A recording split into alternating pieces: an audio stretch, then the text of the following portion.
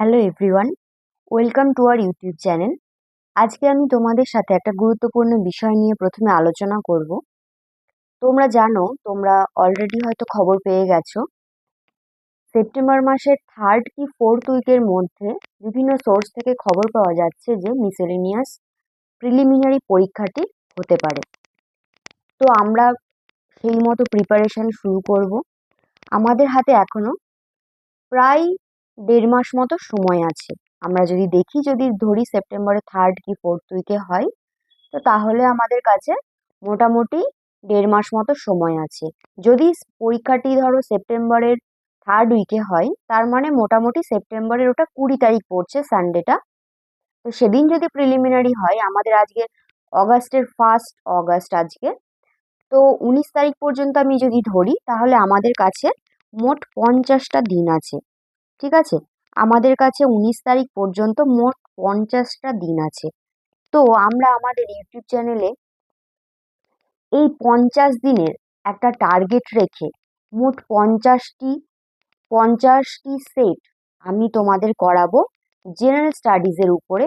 এবং আমাদেরই চ্যানেলে তোমরা 50টি সেট পাবে ম্যাথামেটিক্সের। তোমরা জানো মিসেলেনিয়াসের 200 নাম্বারের এক্সামটি হয়, তাই তো? তার মধ্যে 150 হচ্ছে জেনারেল স্টাডিজ, যেখানে 75টা কোয়েশ্চেন থাকে, আর 50 মার্কস হচ্ছে ম্যাথামেটিক্স, যেখানে 25টা ম্যাথামেটিক্সের অ্যারিথমেটিক পোর্শন থেকে কোয়েশ্চেন আসে। এই যে 75টা জেনারেল স্টাডিজের থেকে কোয়েশ্চেন আসে, এটা বিভিন্ন সাবজেক্ট থেকে কোয়েশ্চেন আসে। তোমরা জানো যে তোমরা যদি প্রিভিয়াস ইয়ারের কোয়েশ্চেন ফলো করো, তাহলে তোমরা দেখবে যে স্ট্যাটিক জিকে থেকে কোয়েশ্চেন আসে, তারপরে তোমার কারেন্ট অ্যাফেয়ার্স থেকে কোয়েশ্চেন আসে, হিস্ট্রি থেকে কোয়েশ্চেন আসে, তারপরে তোমার সায়েন্স থেকে কোয়েশ্চেন আসে, পলিটি থেকে কোয়েশ্চেন আসে, এবং ইকোনমি থেকে কোয়েশ্চেন আসে। এই যেগুলি আমি বললাম, এই সব মিলিয়ে তোমার মোট 75টা কোয়েশ্চেন থাকে। ঠিক আছে, স্ট্যাটিক জিকে থাকে, আর সিএ থাকে, কারেন্ট অ্যাফেয়ার্স থাকে, তোমার হিস্ট্রি জিওগ্রাফি, এগুলো সাবজেক্টগুলো তো আছেই, জেনারেল স্টাডিজ, হিস্ট্রি, জিওগ্রাফি, তোমার পলিটি, ইকোনমি, এইগুলো থেকে তো কোয়েশ্চেন আসেই। আর সায়েন্স থেকেও কোয়েশ্চেন আসে অবভিয়াসলি, বায়োলজি পোর্শন থেকে, ফিজিক্স পোর্শন থেকে, কেমিস্ট্রি পোর্শন থেকেও আমরা কোয়েশ্চেন দেখতে পাই। তাহলে আমাদের ফার্স্ট কাজ হচ্ছে, এই যে জেনারেল স্টাডিজের 75টা কোয়েশ্চেন, মানে 150 নাম্বার, অনেকটা। আমরা চেষ্টা করব এই কদিনের মধ্যে জেনারেল স্টাডিজের এমসিকিউ প্র্যাকটিসের মাধ্যমে আমাদের অ্যাকিউরেসি লেভেল বাড়ানো, এবং আমরা যেগুলো জানি না, যে ফ্যাক্টগুলো, সেই ফ্যাক্টগুলি আমাদের জেনে নিতে হবে। যদি 50 দিনের মাথায় পরীক্ষাটি হয়, আমাদের প্রিপারেশনটা যেন শক্তপোক্তভাবে হয়ে যায়। দেখো, আমি প্রথমেই তোমাদের যে কোয়েশ্চেনটা দিয়েছি, তোমরা যে কোয়েশ্চেনগুলো পাবে, অবভিয়াসলি সেই কোয়েশ্চেনগুলো খুবই ইম্পর্টেন্ট এমসিকিউ, এবং কোনো না কোনো পরীক্ষাতে এসেছে, এবং আপকামিং যে মিসেলেনিয়াসকে আমরা টার্গেট করছি, সেগুলোর জন্য খুবই ইম্পর্টেন্ট। তোমরা যদি প্রিভিয়াস ইয়ার ফলো করো, তাহলে দেখতে পাবে সম্পূর্ণ এরকম টাইপেরই কোয়েশ্চেন আছে। তো ফার্স্ট কোয়েশ্চেন কি আছে দেখো, what was the first news paper published in India? মানে ভারতে প্রকাশিত প্রথম সংবাদপত্র কোনটি ছিল? অপশন কি কি আছে? বেঙ্গল গ্যাজেট, সংবাদ কৌমুদি, মিরাটুল আকবর, দা হিন্দু। এখানে সঠিক উত্তর কোনটি হবে? The Bengal gadget. তাই তো, সঠিক উত্তরটি হচ্ছে বেঙ্গল গ্যাজেট। বেঙ্গল গ্যাজেট এই পত্রিকাটি প্রথম আমাদের ভারতবর্ষে তথা এশিয়াতে প্রথম প্রকাশিত একটি সংবাদপত্র। আর সংবাদ কৌমুদি, এটি কে প্রকাশ করেছেন? রাজা রামমোহন রায় প্রকাশ করেছেন। এই মিরাটুল আকবর, এটাও রাজা রামমোহন রায়ের দ্বারা প্রকাশিত একটি সংবাদপত্র, আমাদের ভারতবর্ষের প্রথম পার্সিয়ান সংবাদপত্র মিরাটুল আকবর। আর সংবাদ কৌমুদি, সেটি বাংলা ভাষায় প্রকাশিত একটি সংবাদপত্র। দেখো, বেঙ্গল গ্যাজেট কে করেছে? Bengal gadget James Augustus Hicky. James Augustus Hicky কত সালে? 1780 খ্রিস্টাব্দে। 1780 খ্রিস্টাব্দে তিনি সম্পূর্ণ ইংরেজি ভাষায় এটি প্রকাশ করেন। এটি এই যে ভারত তথা আমাদের পুরো এশিয়াতে প্রথম সংবাদপত্র। এর পরের প্রশ্ন দেখো, তোমরা নিজেরাও মনে মনে আনসার করার চেষ্টা করো, তাহলে তোমাদের অ্যাকিউরেসি লেভেল বাড়বে এবং তোমাদের প্রিপারেশনটাও চেক হয়ে যাবে এর সাথে সাথেই। দেখো প্রশ্নটা হচ্ছে, হু টুক দ্য টাইটেল সকল উত্তর পথনাথ? সকল উত্তর পথনাথ উপাধিটি কে গ্রহণ করেছিলেন? অপশন কি কি আছে? শশাঙ্ক, হর্ষবর্ধন, লক্ষণ সেন, ধর্মপাল। এর সঠিক উত্তরটা কি হবে বলো? এর সঠিক উত্তরটা হবে হর্ষবর্ধন, তাই তো। হর্ষবর্ধন, যিনি পুষ্যবতী ডাইনেস্টির রাজা ছিলেন, তিনি এই সকল উত্তর পথনাথ উপাধিটি গ্রহণ করেছিলেন। হর্ষবর্ধনের রাজধানী কোথায় ছিল? হর্ষবর্ধনের রাজধানী ছিল কনৌজ। হর্ষবর্ধনের রাজধানী ছিল কনৌজ। এবং তিনি চালুক্য রাজা দ্বিতীয় পুলকেশী এর কাছে পরাজিত হয়েছিলেন, এবং সেটা আমরা কোথায় থেকে জানতে পারি? ওই পুলকেশী এর সভাকবি রবিকীর্তির আইহোল প্রশস্তি থেকে আমরা জানতে পারি যে হর্ষবর্ধন দ্বিতীয় পুলকেশীর কাছে পরাজিত হয়েছিলেন। দ্বিতীয় পুলকেশী আবার কি? দক্ষিণ উত্তর পথনাথ নামে তিনি পরিচিত। এই হর্ষবর্ধন তিনটি বিখ্যাত রচনা করেছিলেন, নোভেল লিখেছিলেন। কি কি? রত্নাবলী, প্রিয়দর্শিকা, নাগানন্দ। হর্ষবর্ধনের যিনি সভাকবি ছিলেন বাণভট্ট, তিনি হর্ষবর্ধনের জীবনচরিত রচনা করেছিলেন, এবং সেই জীবনচরিতের নাম কি? সেই জীবনচরিতের নাম হচ্ছে হর্ষচরিত। ঠিক আছে, হর্ষচরিত খুব ইম্পর্টেন্ট। এটাও হর্ষচরিত কে রচনা করেছিলেন, এটা অনেক কোয়েশ্চেনে দেখা যায়। হর্ষচরিত রচনা করেছিলেন বাণভট্ট, যিনি হর্ষবর্ধনের সভাকবি ছিলেন। আরেকটি গুরুত্বপূর্ণ প্রশ্ন, হর্ষবর্ধনের সময়কালে ভারতবর্ষে একজন চৈনিক পরিব্রাজক এসেছিলেন, তিনি কে? Hiuen Tsang. হিউয়েন সাং কার সময়কালে ভারতবর্ষে এসেছিলেন? এটিও একটি খুব গুরুত্বপূর্ণ প্রশ্ন। তো কার সময়কালে? হর্ষবর্ধনের সময়কালে চৈনিক পরিব্রাজক হিউয়েন সাং তিনি ভারতবর্ষে এসেছিলেন। তার লেখা বিখ্যাত বইয়ের নাম কি? সিইউকি, যেখান থেকে আমরা ভারতবর্ষের অনেক ইনফরমেশন পাই। তারপরে কি অপশনগুলো দেখো, শশাঙ্ক, আমি একটু বলে দিচ্ছি। শশাঙ্ক, তিনি কি? তিনি গৌড়ের রাজা ছিলেন, বাংলার প্রথম স্বাধীন শাসক। অনেক সময় এই প্রশ্নটা আসে, বাংলার প্রথম স্বাধীন শাসক কে ছিলেন? তিনি ছিলেন এই শশাঙ্ক। তার রাজধানী কোথায় ছিল? এটাও প্রশ্নতে আসে। রাজধানী ছিল কর্ণ সুবর্ণ। তারপরে ধর্মপাল। ধর্মপাল কি? পাল বংশের শ্রেষ্ঠ রাজা, তাই তো। পাল বংশের শ্রেষ্ঠ রাজা হচ্ছে ধর্মপাল। আমরা জানি কি তিনি বিক্রমশীলা এবং সোমপুরী মহাবিহার নামে দুটি মহাবিহার, মানে বৌদ্ধ সংগীতি এবং বিশ্ববিদ্যালয় স্থাপন করেছিলেন। লক্ষণ সেন। লক্ষণ সেন হচ্ছে সেন বংশের শেষ রাজা। ধর্মপাল, লক্ষণ সেন, শশাঙ্ক সবাই তিনজনই কিন্তু বাংলার রাজা, তাই তো। লক্ষণ সেনের সময়কালের একটি গুরুত্বপূর্ণ ঘটনা কি? এই সময় মোহাম্মদ বিন বখতিয়ার খিলজি, যিনি মোটামুটি 1202 খ্রিস্টাব্দ নাগাদ আমাদের বাংলায় আক্রমণ করেছিলেন, এবং সেই সময় মোহাম্মদ বিন বখতিয়ার খিলজি নালন্দা বিশ্ববিদ্যালয় ধ্বংস করেছিলেন। এই গুরুত্বপূর্ণ কথাগুলি তোমরা একটু খাতায় নোট করে নাও, তাহলে তোমাদের পড়তে রিভিশন করতে সুবিধে হবে। দেখো, হর্ষবর্ধন, যে এখানে এই ফ্যাক্টে লেখা আছে, দেখো, চালুক্যরাজ দ্বিতীয় পুলকেশী হর্ষবর্ধনকে পরাজিত করে তাকে সকল উত্তর পথনাথ বলে অভিহিত করেন। ঠিক আছে, পরের প্রশ্নতে চলো। পরের প্রশ্ন হচ্ছে, Loktak lake is located in which state? মানে লোকটাক হ্রদ, বিখ্যাত যে লোকটাক হ্রদ, সেই লোকটাক হ্রদটি কোথায় অবস্থিত আমাদের ভারতবর্ষের? বলো কোনটা? আনসার করার চেষ্টা করো তোমরা। অপশন আছে মণিপুর, মিজোরাম, নাগাল্যান্ড, আসাম। সঠিক উত্তর কি হবে বলো? সঠিক উত্তর হবে মণিপুর। মণিপুরের লোকটাক লেকটি অবস্থিত। এই লোকটাক লেকের উপরে একটি বিখ্যাত ন্যাশনাল পার্ক আছে, যার নাম হচ্ছে কৈবুল লামজাও। ঠিক আছে, এই কৈবুল লামজাও ন্যাশনাল পার্কটি লোকটাক হ্রদের উপর অবস্থিত এবং মণিপুর রাজ্যে অবস্থিত আমাদের ভারতবর্ষের। এরকম ভাবেও প্রশ্ন আসে, ওই ন্যাশনাল পার্কের নাম দিয়ে কৈবুল লামজাও ন্যাশনাল পার্কটি কোথায় অবস্থিত? মণিপুর। দেখো এই যে এখানে আছে, লোকটাক হ্রদটি কিসের জন্য বিখ্যাত? এই যে ভাসমান ফুমডিস, ভাসমান ফুমডিজের জন্য লোকটাক হ্রদটি বিখ্যাত। এবং এটি কোথায় অবস্থিত বলো? এটা মণিপুর রাজ্যে অবস্থিত। ঠিক আছে, এরপরের কোয়েশ্চেন দেখো, বলছে গঙ্গা নদীর তীরে অবস্থিত বৃহত্তম শহর কোনটি? আমরা জানি কি গঙ্গা নদীর তীরে অনেক কটি শহর গড়ে উঠেছে, তাই না? তো তাদের মধ্যে সব থেকে বৃহত্তম কোনটি? অপশন কি কি আছে দেখো, লখনৌ আছে, কলকাতা আছে, কানপুর আছে, এলাহাবাদ বা প্রয়াগরাজ আছে।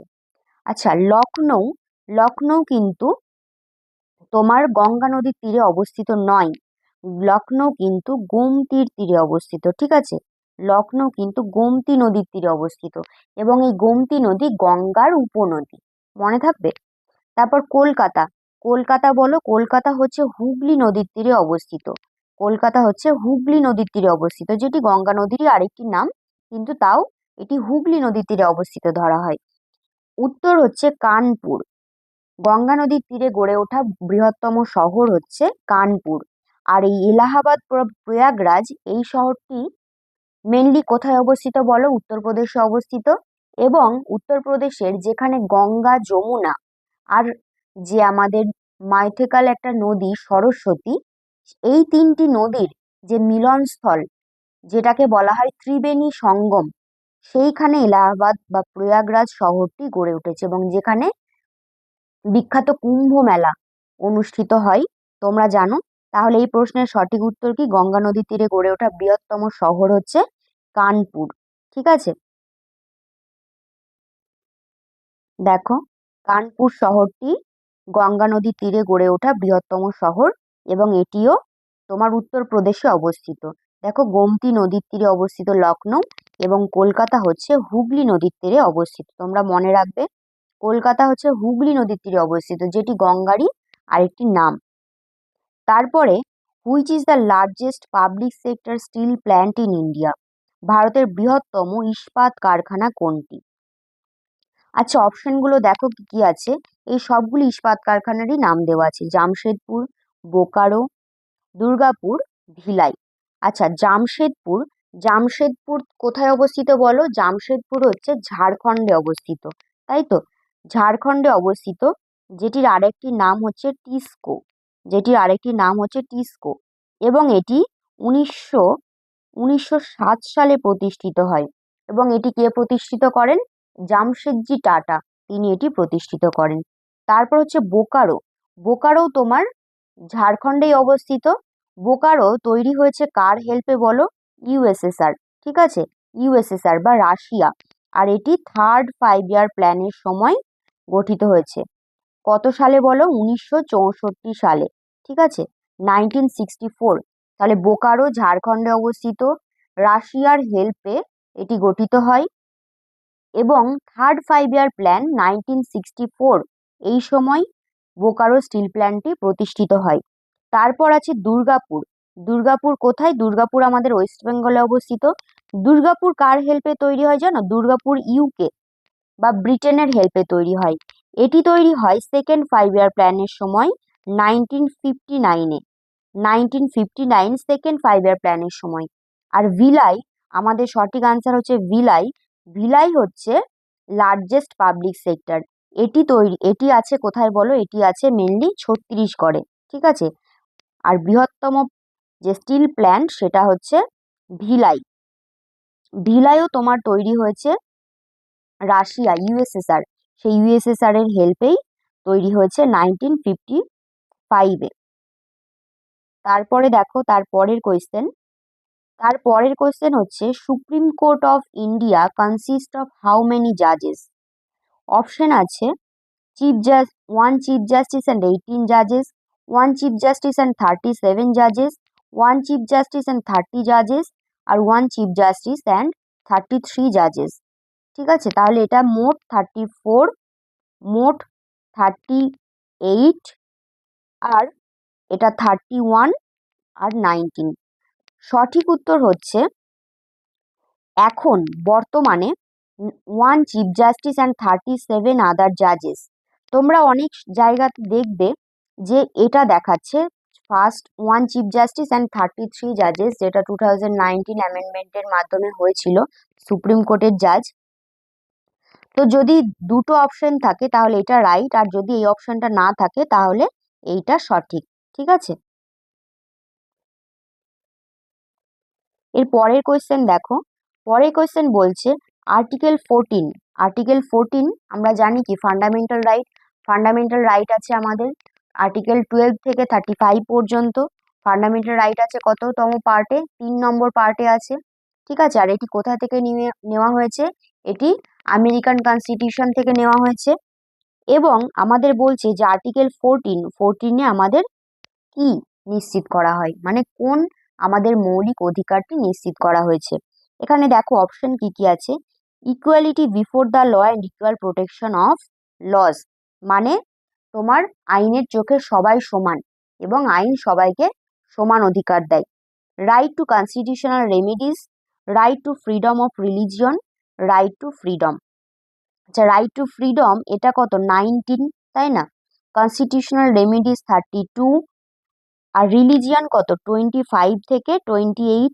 তাহলে 14-এ হচ্ছে equality before law and equal protection of loss.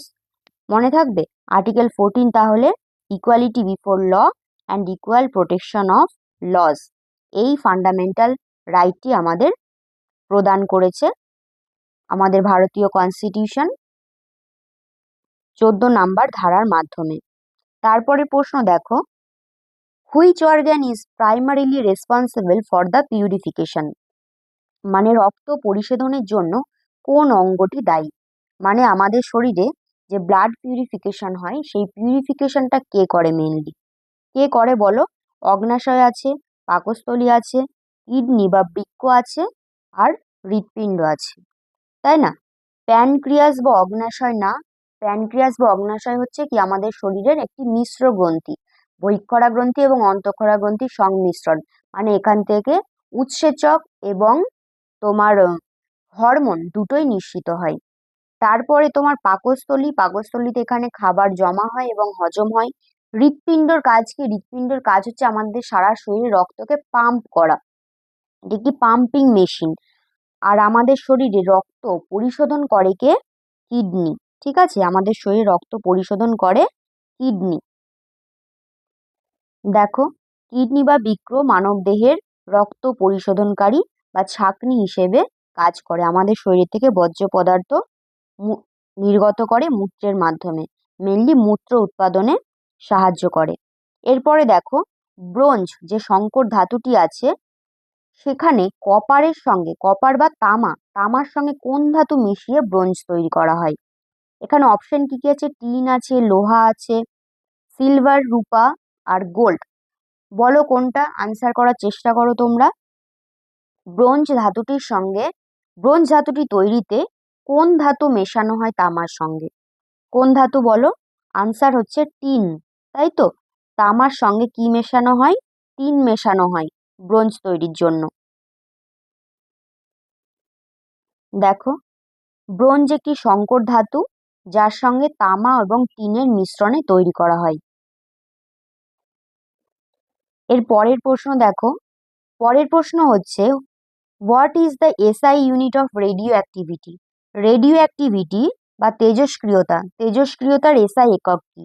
এখানে অপশন কি কি আছে দেখো, অ্যাম্পিয়ার আছে, ভোল্ট আছে, বেকারেল আছে, কুড়ি আছে।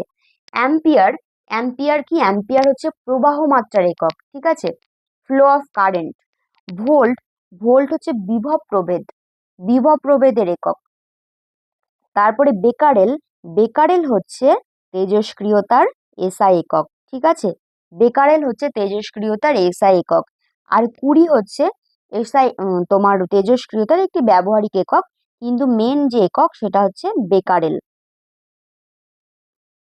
দেখো, এই যে তেজস্ক্রিয়তার আন্তর্জাতিক একক হলো বেকারেল, বিজ্ঞানী হেনরি বেকারেল নাম অনুসারে এটি রাখা হয়েছে। আর কুড়ি একটি তোমার মানে একটা বেসিক একক, সেটাও রেডিও অ্যাক্টিভিটির ইউনিট হিসেবেই ধরা হয়, কিন্তু নন এসআই, মানে আন্তর্জাতিক না। ঠিক আছে, এসআই হচ্ছে, এসআই ইউনিটটা হচ্ছে বেসিক্যালি ইন্টারন্যাশনাল ইউনিট। তারপরে দেখো, oxygen liberated during photosynthesis comes from which source, মানে সালোকসংশ্লেষের সময় নির্গত অক্সিজেন কোথায় থেকে আসে? সালোকসংশ্লেষের সময় আমরা জানি উদ্ভিদ কি করে? কার্বন ডাই অক্সাইড গ্রহণ করে এবং অক্সিজেন ত্যাগ করে। সূর্যালোকের উপস্থিতিতে সবুজ পাতায় ক্লোরোফিলে, ক্লোরোফিলের ক্লোরোপ্লাস্টে সবুজ উদ্ভিদ কি করে না জল, কার্বন ডাই অক্সাইড এর মিশ্রণে গ্লুকোজ তৈরি করে আর অক্সিজেন রিলিজ করে। যেই জন্য আমাদের এই পুরো জীবজগৎ সৃষ্টি হয়েছে। যদি গাছ যদি অক্সিজেন রিলিজ না করতো, তাহলে আমাদের এই জীবজগৎ তৈরি হতো না, তাই তো? তাহলে এই যে অক্সিজেনটা নির্গত হয়, এই অক্সিজেনের সোর্সটা কি? তুমি দেখো, কার্বন ডাইঅক্সাইড যার ফর্মুলা হচ্ছে CO2, তাই তো? আবার জল যার ফর্মুলা হচ্ছে H2O, দুটোতেই কিন্তু অক্সিজেন আছে। কিন্তু অক্সিজেন যে আসে, যে মুক্ত অক্সিজেন রিলিজ হয়, সেটি কোথায় থেকে আসে? সেটি কিন্তু আসে জল থেকে, ঠিক আছে? আর কার্বন ডাইঅক্সাইডের যে অক্সিজেনটা, সেই অক্সিজেনটা যায় তোমার গ্লুকোজে। উদ্ভিদ তাদের সরল খাদ্য হিসেবে গ্লুকোজ তৈরি করে, সেই গ্লুকোজে যায় যে কার্বন ডাইঅক্সাইডের অক্সিজেনটা। আর আমাদের বাতাসে যে মুক্ত অক্সিজেন তোমার রিলিজ হয়, সেটা হচ্ছে জল থেকে হয়। দেখো, এই যে সালোকসংশ্লেষণের সময় আলোক দশায় জলের ফটোলাইসিস বা তোমার যে H2O, সেটি আয়নে ভেঙে যায় এবং সেখান থেকেই অক্সিজেন গ্যাস নির্গত হয়। পরের প্রশ্নটা বলছে, নিচের কোনটি গ্রিনহাউস গ্যাস হিসেবে কাজ করে? আচ্ছা, গ্রিনহাউস গ্যাস মানে কি? গ্রিনহাউস গ্যাস সেইগুলি আমাদের সূর্যালোকে যে আলোটা আসে, সূর্য থেকে যে আলোটা আসে, সেই আলোটি পৃথিবী পৃষ্ঠে পড়ার পরে আলোর ধর্মে হচ্ছে প্রতিফলিত হওয়া, প্রতিফলিত হয়ে আবার মহাশূন্যে ফিরে যাওয়ার কথা। কিন্তু আমাদের যে সূর্য থেকে আমরা যে তাপটা পাই, সেটি পৃথিবীতে থেকে বেরোতে পারে না। তার জন্য দায়ী হচ্ছে এই গ্রিনহাউস গ্যাস। গ্রিনহাউস গ্যাসের কাজই হলো ওই সূর্যের তাপটাকে ট্র্যাপ করে রাখা। যখন তাদের কণাতে, মেনলি পরমাণুতে, গ্রিনহাউস গ্যাসগুলি কি কি আছে? মিথেন আছে, কার্বন মনোক্সাইড আছে, ওয়াটার ভেপার আছে। এই যে যেগুলি আছে, সেগুলির কাজই হচ্ছে তাদের কণার মাধ্যমে তাপটাকে শোষণ করে রাখা। তার ফলে আমাদের পৃথিবী উত্তপ্ত হচ্ছে। তো এর মধ্যে কোনটি greenhouse gas? Nitrogen greenhouse gas না। তারপরে তোমার কার্বন গ্রিনহাউস গ্যাস না। Carbon dioxide greenhouse gas. Oxygen তো অবশ্যই না। তাহলে ওয়াটার ভেপার, ঠিক আছে, জলীয় বাষ্প। জলীয় বাষ্প হচ্ছে গ্রিনহাউস গ্যাস। এবং সমস্ত গ্রিনহাউস গ্যাসের মধ্যে জলীয় বাষ্প হচ্ছে মোস্ট অ্যাবান্ডেন্ট, মানে সব থেকে বেশি মাত্রায় পাওয়া যায়। মনে রাখবে, এই প্রশ্নটাও কিন্তু আসে, সব থেকে বেশি মাত্রায় কোন গ্রিনহাউস গ্যাসটি পাওয়া যায়? সেটি হচ্ছে জলীয় বাষ্প। বায়ুমণ্ডলে উপস্থিত জলীয় বাষ্প প্রাকৃতিক গ্রিনহাউস গ্যাসের সব থেকে বড় প্রভাবক হিসেবে কাজ করে। তার পরের প্রশ্ন দেখো, বলছে, who is known as the father of Indian space programme? মানে আমাদের ভারতীয় মহাকাশ কর্মসূচির জনক কাকে বলা হয়? দেখো অপশনগুলো, এস সোমনাথন, সতীশ ধাওয়ান, বিক্রম সারাভাই, আর কে রাধাকৃষ্ণন, তাই তো? এই যে আমরা জানি কি, এস সোমনাথ হবে না, বুঝতেই পারছি। কে রাধাকৃষ্ণনও হবে না। সতীশ ধাওয়ান স্পেস স্টেশন আছে, সেই জন্য এই অপশনটার সাথে গোলাতে পারে, কিন্তু না। আমাদের তোমার ফাদার অফ ইন্ডিয়ান স্পেস প্রোগ্রামের জনক, তিনি হলেন বিক্রম সারাভাই, ঠিক আছে? Father of Indian space programme হচ্ছে বিক্রম সারাভাই। দেখো, ডক্টর বিক্রম সারাভাই ভারতে মহাকাশ গবেষণার সূচনা করেন কত সালে? 1969 সালে ইসরো প্রতিষ্ঠায় তিনি অগ্রণী ভূমিকা পালন করেন।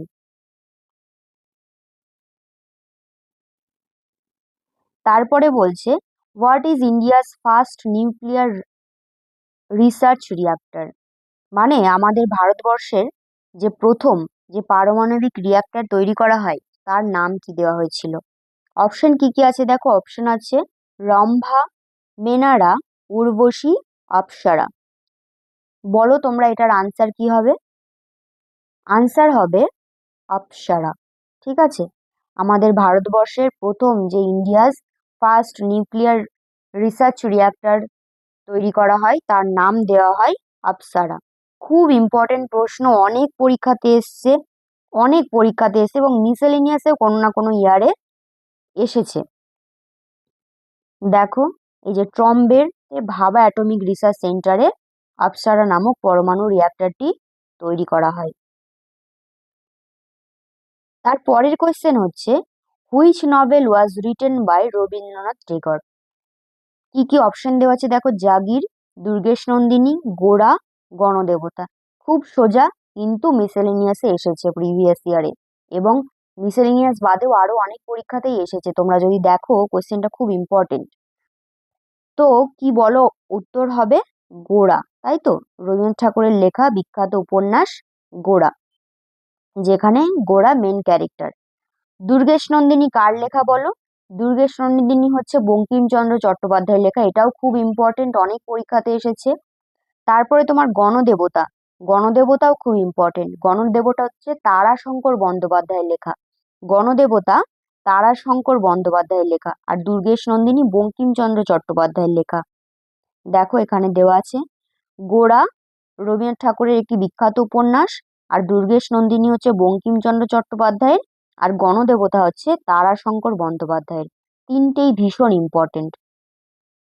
এরপরে দেখো, Sultan Azlan Shah cup is associated with which sport? Option আছে badminton, hockey, table tennis, golf. বলো কোনটা আনসার হবে? আনসার হচ্ছে হকি। ঠিক আছে, Sultan Azlan Shah cup hockey খেলার সঙ্গে যুক্ত। হকি খেলাতে দেওয়া হয় তোমার সুলতান আজলান শাহ কাপ। দেখো এই যে মালয়েশিয়ায় প্রতি বছর এই কাপটি অনুষ্ঠিত হয়।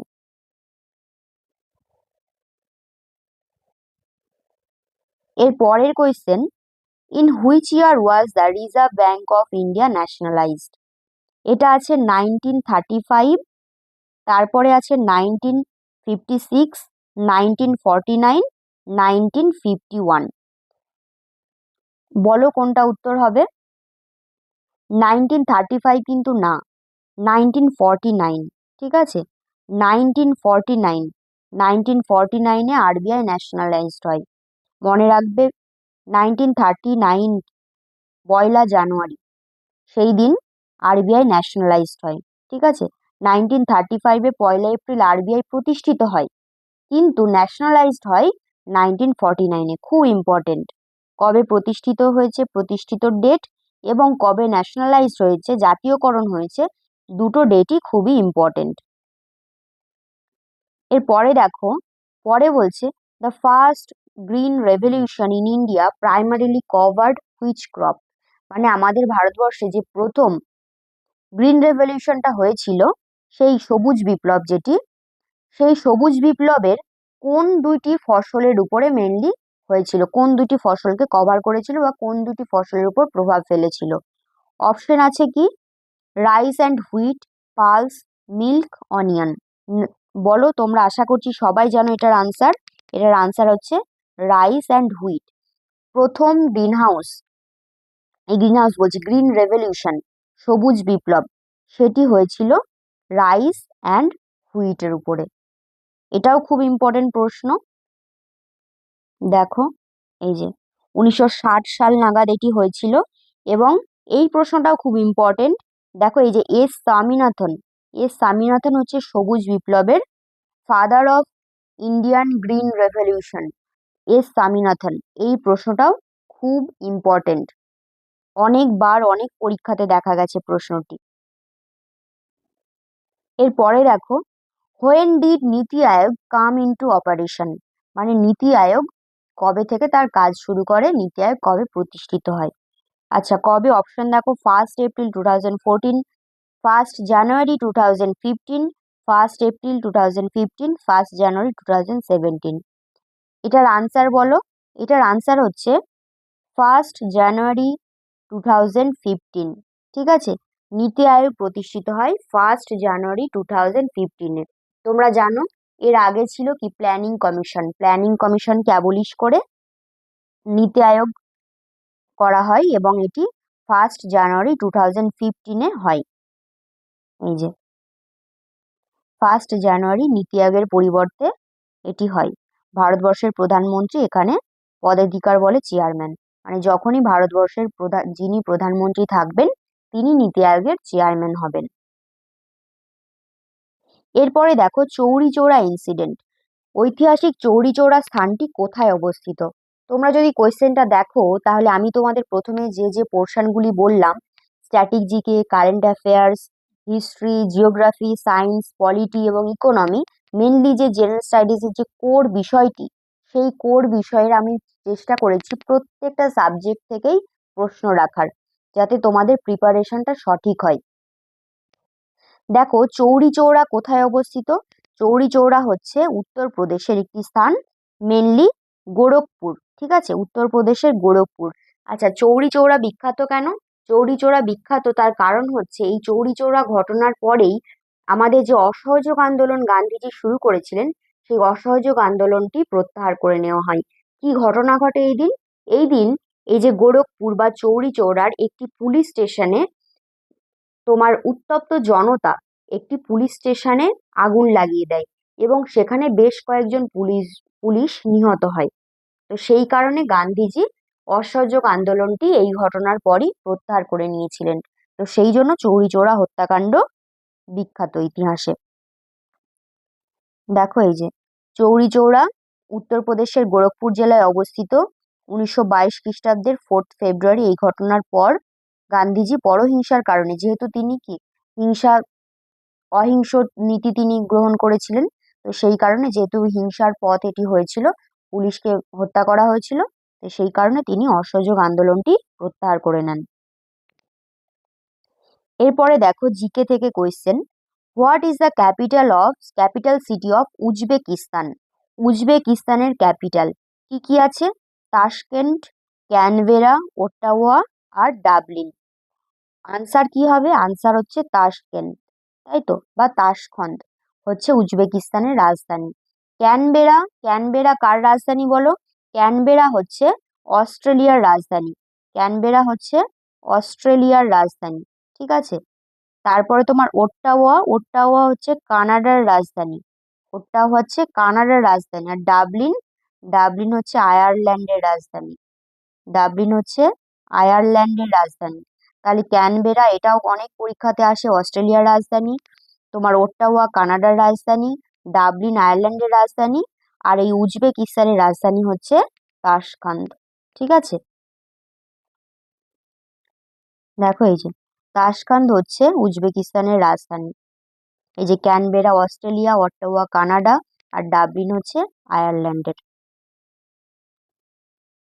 এক্সট্রা যে ফ্যাক্টগুলো আমি বলছি সেগুলো তোমরা অবশ্যই খাতায় লিখে নিও, তোমাদের রিভিশন করতে সুবিধা হবে। এরপরে দেখো numismatics is the study of which of the following, মানে নিউমিসমেটিক কিসের সঙ্গে যুক্ত? দেখো প্রথম অপশন বলছে স্টোন অ্যান্ড কয়েন, তারপরে টেরাকোটা, তারপর কয়েন বা কারেন্সি, তারপরে ইনস্ক্রিপশন বা লিপি। নিউমিসমেটিক্স কিসের সঙ্গে যুক্ত বলো? এই যে কারেন্সি, কারেন্সি বা কয়েন।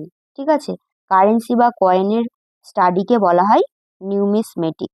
এই যে numismatic is the study of or collection of currency. ঠিক আছে, including coin, token, paper money, সবকিছু। এরপরে দেখো এটি একটি কারেন্ট অ্যাফেয়ার্স।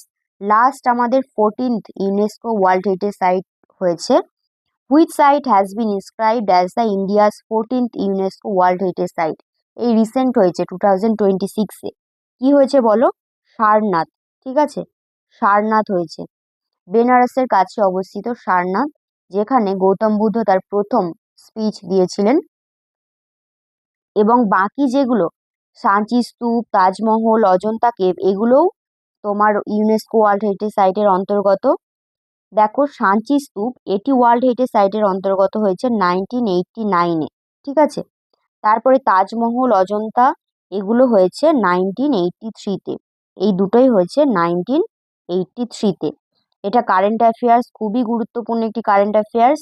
রিসেন্ট হলো তোমার ইউনেস্কো ওয়ার্ল্ড হেরিটেজ সাইট, সেই জন্য খুবই গুরুত্বপূর্ণ। সাঁচি, সারনাথ।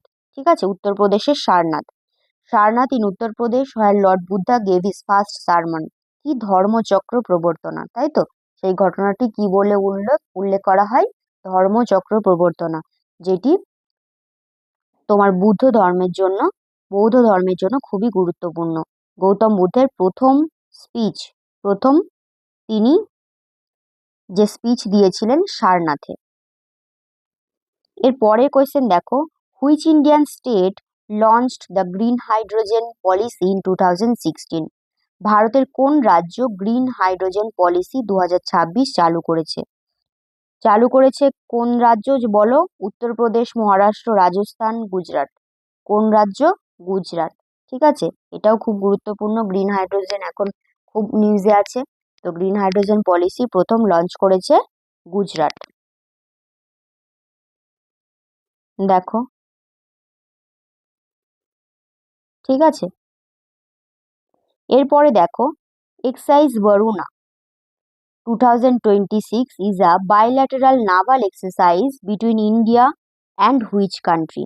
এক্সারসাইজ বরুণ 2026 ভারত এবং কোন দেশের সঙ্গে হয়েছে? Russia, USA, Japan, France. উত্তর হচ্ছে ফ্রান্স। ঠিক আছে, ফ্রান্সের সঙ্গে ভারতের যে নাভাল এক্সারসাইজ মানে নেভি আর কি। তো নেভির যে এক্সারসাইজ, এটা হয়েছে কার সঙ্গে? ফ্রান্সের সঙ্গে। এটাও খুব গুরুত্বপূর্ণ কারেন্ট অ্যাফেয়ার্স। তোমরা দেখবে যে একটা না একটা এক্সারসাইজ থেকে এক কোয়েশ্চেন আসে। তো দেখো, এই যে এক্সারসাইজ বরুণ ভারতীয় নৌবাহিনী এবং ফরাসি নৌবাহিনী নৌবাহিনীর মধ্যে হয়েছে। ঠিক আছে, আজকে আমি তোমাদের মোট 25টা এমসিকিউ করালাম। আমি তোমাদের যে যে সাবজেক্টগুলো বলেছিলাম যে এই সাবজেক্টগুলো জেনারেল স্টাডিজে আছে, static GK, current affairs, history, geography, science, polity এবং ইকোনমি, তোমরা যদি এই পুরো সেটটা দেখো, দেখবে সমস্ত থেকেই আমি কোয়েশ্চেন রেখেছি এবং আমি প্রত্যেকটি সেটেই তাই করব। এই যে টপিকগুলো আমি বলছি, এই টপিকগুলোর প্রত্যেকটি থেকে কোয়েশ্চেন থাকবে যাতে তোমাদের প্রিপারেশনটা সম্পূর্ণ হয় এবং 150 মার্কস, সেই মার্কসে তোমরা খুব কাছাকাছি পৌঁছতে পারো, আমি সেই চেষ্টাই করব। এবং তোমাদেরও চেষ্টা করতে হবে রিভিশন করার। তোমরা প্রত্যেকটি সাবজেক্ট টপিক ওয়াইজ ভালো করে রিভিশন করো এবং এমসিকিউ প্র্যাকটিস করো। এবং প্রত্যেক দিন আমার চ্যানেলে আমি এই 25টা করে জেনারেল স্টাডিজের উপরে এমসিকিউ আপলোড করব। তোমরা দেখো, তাহলে তোমরা বুঝতে পারবে তোমাদের প্রিপারেশনের কোথায় কোনো খামতি আছে কিনা। যখনই তোমরা কোয়েশ্চেন দেখবে, কোয়েশ্চেনের সাথে সাথে যখনই তোমাদের আনসারটা মাথায় আসবে না, তখনই তোমরা কি বুঝতে পারবে যে এই জায়গাটা তোমাদের পড়তে হবে। তখনই তোমাদের প্রিপারেশনটা আরো বেটার হবে। এবং যে 25টি যে অ্যারিথমেটিকের কোয়েশ্চেন আসে 50 নাম্বারের, সেটিও আমাদের চ্যানেলে আসবে। তোমরা দেখতে থাকো। মোট 50টা সেট আমরা টার্গেট নিয়েছি। মোট 50টা সেট, 50 দিনের টার্গেট, প্রতিদিন আসবে এবং প্রতিদিন তোমরা তোমাদের প্রিপারেশনটা একবার করে চেক করতে পারবে এবং সেই অনুযায়ী যে যে জায়গাগুলো খামতি থাকছে সেই জায়গাগুলো তোমরা পড়তে পারবে। আজকে তাহলে তোমরা এই এমসিকিউগুলো আর একবার ভালো করে রিভিশন করে নাও। যে আমি ইম্পর্টেন্ট ফ্যাক্টগুলো বললাম সেগুলো তোমরা লিখে নিও, তাহলে আরো বেটার মনে থাকবে। আশা করছি তোমাদের ভালো লেগেছে। Thank you for watching.